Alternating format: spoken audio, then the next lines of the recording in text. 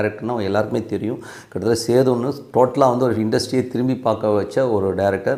அதுக்கப்புறம் பார்த்தீங்கன்னா, நந்தான்னு ஒரு படம் சும்மா சூர்யா கேரியரே வந்து ஒரு திருப்பி போட்ட ஒரு படம் வந்து நந்தா. நந்தா வந்து அவ்வளோ எக்ஸலண்ட்டான ஃபிலிம். அதுக்கப்புறம் பித்தாமகன் சொல்லவே வேண்டாம். பித்தாமகனுடைய அந்த ஜியாகிரபிக்கல் ஒரு இதே வந்து ரொம்ப வித்தியாசமாக இருக்கும். அது விக்ரமுடைய கேரக்டரைசேஷனும் சரி, சூர்யாவோட கேரக்டரைசேஷனும் அவ்வளோ அற்புதமாக பண்ணியிருப்பார். அதுக்கப்புறமும் கூட பார்த்திங்கன்னா, அவன் இவன்லாம் வந்து நல்ல ஸ்கிரிப்டுங்க. ஸோ அவன் இவனும் சரி, அதுக்கப்புறம் வந்து நம்ம முரளி பையன் ஆக்ட் பண்ணியிருப்பாங்க. ஸோ அந்த படம்லாம் வந்து ரொம்ப அற்புதமான படம். அந்த படத்தில் வந்து நாயன்மாரேன்னு சொல்லிட்டு அந்த பர்ஃபார்மன்ஸ்லாம் வந்து வேறு லெவலில் பண்ணியிருப்பாங்க.